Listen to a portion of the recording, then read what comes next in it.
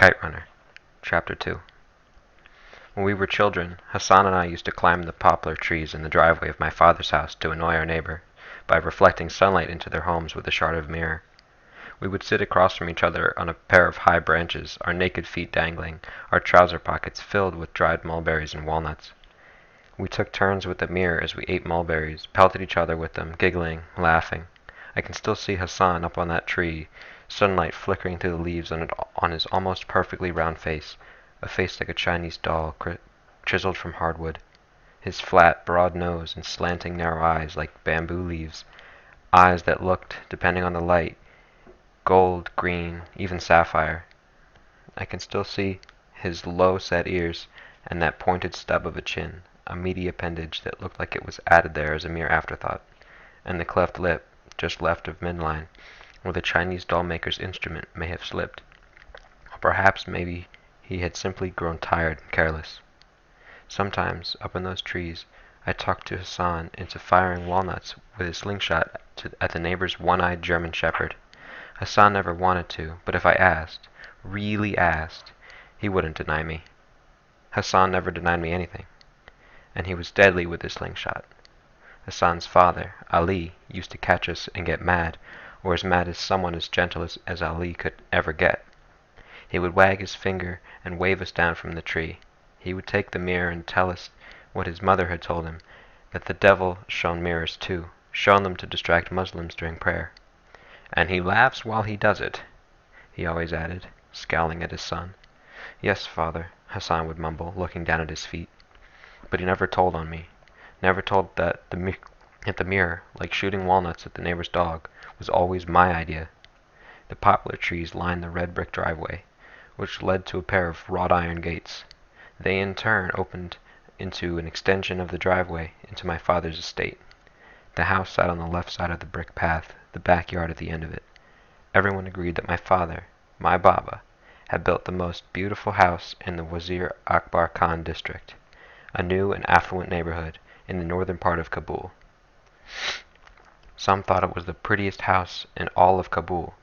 A broad entryway, flanked by rose bushes, led to the sprawling house of marble floors and wide windows, and intricate mosaic tiles, hand-picked by Baba in Isfahan, covered with the floors of the floor bathrooms. Gold-stitched tapestries, which Baba had bought in Calcutta, lined the walls. A crystal chandelier hung from the vaulted ceiling. Upstairs in my bedroom, Baba's room, and his study, also known as the smoking room, which perpetually smelled of tobacco and cinnamon. Baba and his friends reclined on black leather chairs there after Ali had served dinner. They stuffed their pipes, except Baba always called it flattening the pipe, and discussed their favorite three topics: politics, business, soccer. Sometimes I asked Baba if I could sit with them, but Baba would tell me in the doorway. "Go on now," he'd say. "This is grown-ups' time. Why don't you go read one of those books of yours?" He'd close the door, leaving me to wonder why it was always grown-ups' time with him. I'd sit by the door, knees drawn to my chest. Sometimes I sat there for an hour, sometimes two, listening to their laughter, their chatter. The living room downstairs had a curved wall with custom-built cabinets. Inside sat framed family pictures. An old, grainy photo of my grandmother and King Nadir Shah, taken in 1931, 2 years before the king's assassination. They are standing over a dead deer, dressed in knee-high boots, rifles slung over their shoulders. There is a picture of my parents' wedding night, Baba dashing in his white suit, and my mother, a smiling young princess in black. There was Baba and his best friend and business partner, Rahim Khan, standing outside our house, neither one smiling. I'm a baby in that photograph, and Baba is holding me, looking tired and grim. I'm in his arms, but it's Rahim Khan's pinky finger my fingers are curled around. The curved wall led into the dining room, at the center of which was a mahogany table that could easily sit 30 guests, and, given my father's taste for extravagant parties, it did just that almost every week. On the other end of the dining room was a tall marble fireplace, always lit by the orange fire in the winter time. A large sliding glass door opened into a semicircular terrace that overlooked 2 acres of backyard and a row of cherry trees. Baba and Ali had planted a small vegetable garden along the eastern wall, tomatoes, mint, pepper, and a row of corn that never really took. Hassan and I used to call it the wall of ailing corn. On the south end of the garden, in the shadows of the locust tree, was the servants' home, a modest little hut where Hassan lived with his father.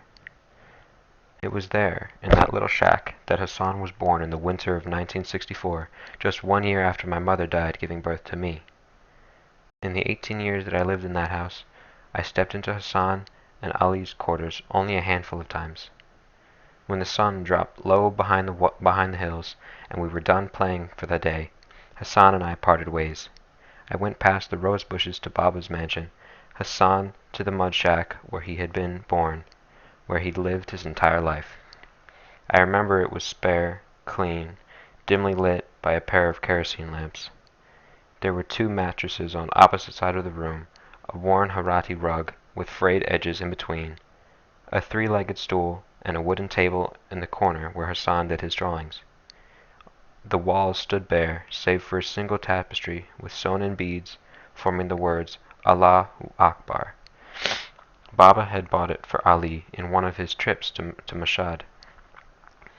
It was in that small shack that Hassan's mother, Sanobar, gave birth to him one cold winter day in 1964. While my mother hemorrhaged to death during childbirth, Hassan lost his less than a week after he was born. Lost her to a fate most Afghans considered far worse than death. She ran off with a clan of traveling singers and dancers.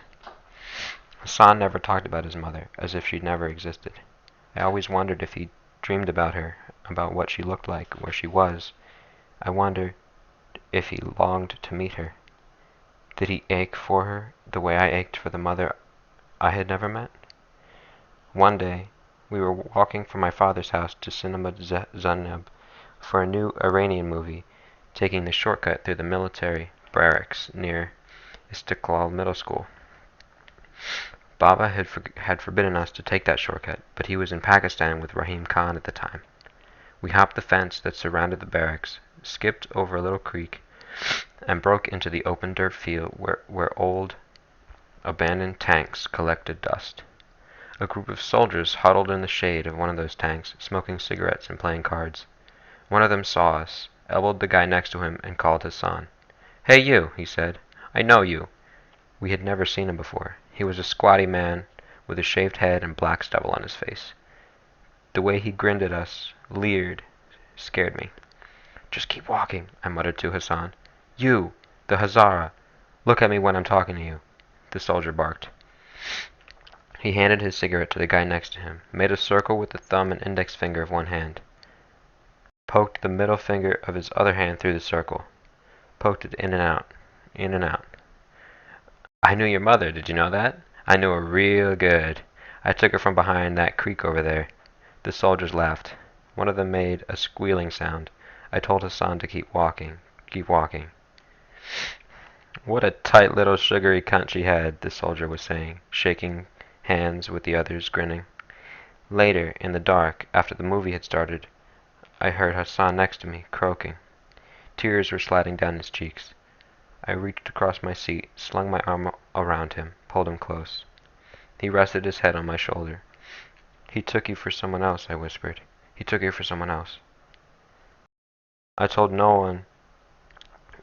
no one was really surprised when Sanobar eloped.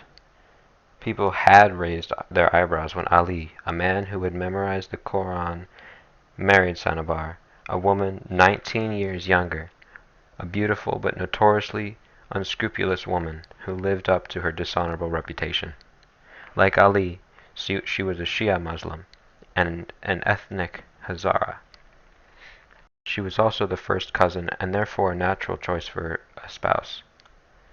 But beyond those similarities, Ali and Sanobar had little in common, least of all their respective appearances.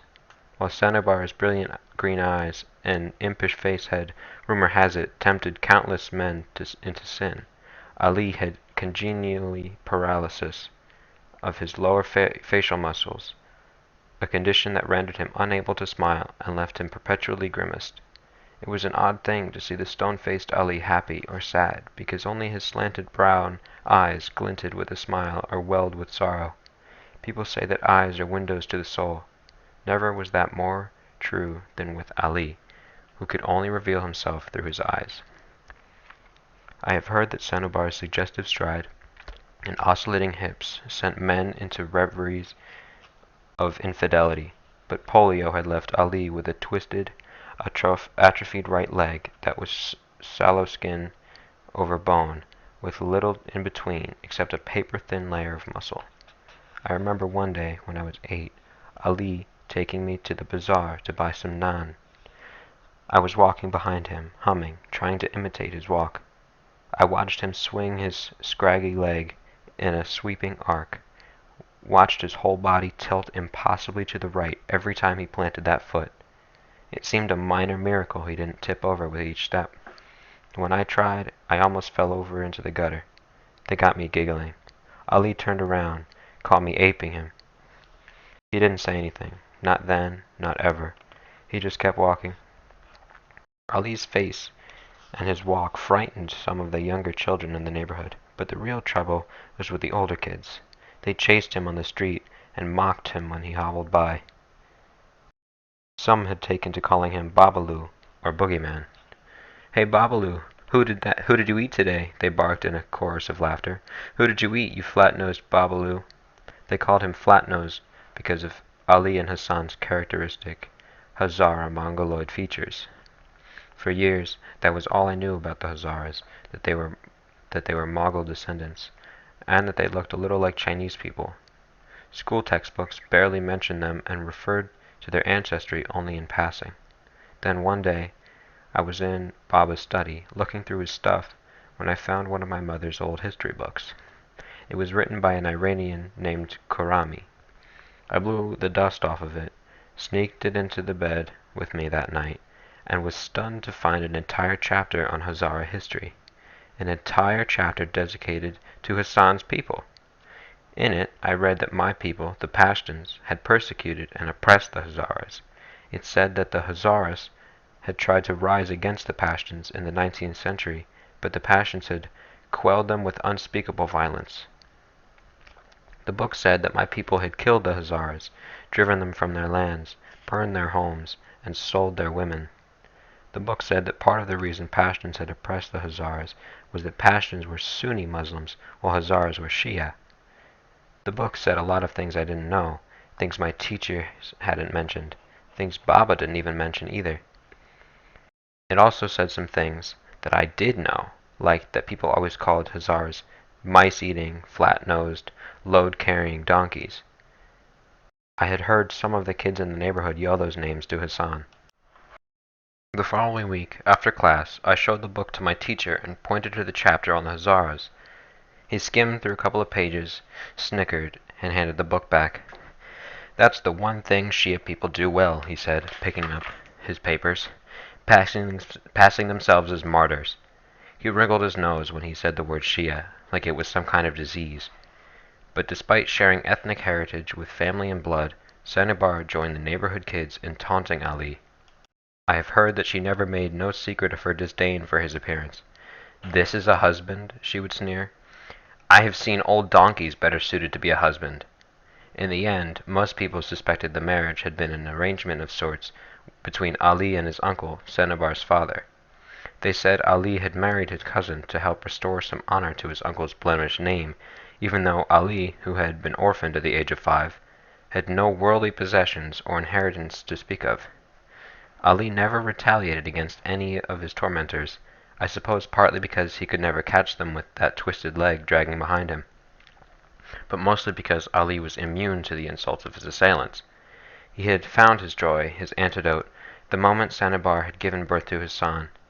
It had been a simple enough affair.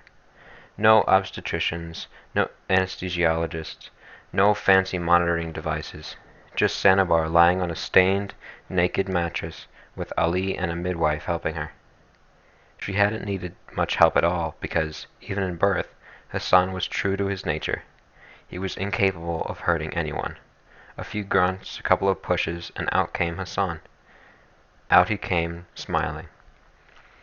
As confided to a neighbor's servant by the garrulous midwife, who had then in turn told anyone who would listen, Sannabar had taken one glance at the baby in Ali's arms, seen the cleft lip, and barked a bitter laughter. "There," she had said, "now you have your own idiot child to do all your smiling for." She had refused to even hold Hassan, and just 5 days later she was gone. Baba hired the same nursing woman who had fed me to nurse Hassan. Ali told us that she was a blue-eyed Hazara woman from Bamiyan, the city of the giant Buddha statues. What a sweet singing voice she had, he used to say to us. What did she sing? Hassan and I always asked, though we already knew. Ali had told us countless times. We just wanted to hear Ali sing. He'd clear his throat and begin. On a high mountain I stood, and cried the name of Ali, Lion of God. O Ali, Lion of God, King of men, bring joy to our sorrowful hearts. Then he would remind us that there was a brotherhood between people who had fed from the same breast, a kinship that not even time could break. Hassan and I fed from the same breasts. We took our first steps on the same lawn in the same yard, and, under the same roof, we spoke our first words. Mine was Baba. His was Amir, my name. Looking back at it now, I think the foundation for what happened in the winter of 1975, and all that had followed, was already laid in those first words.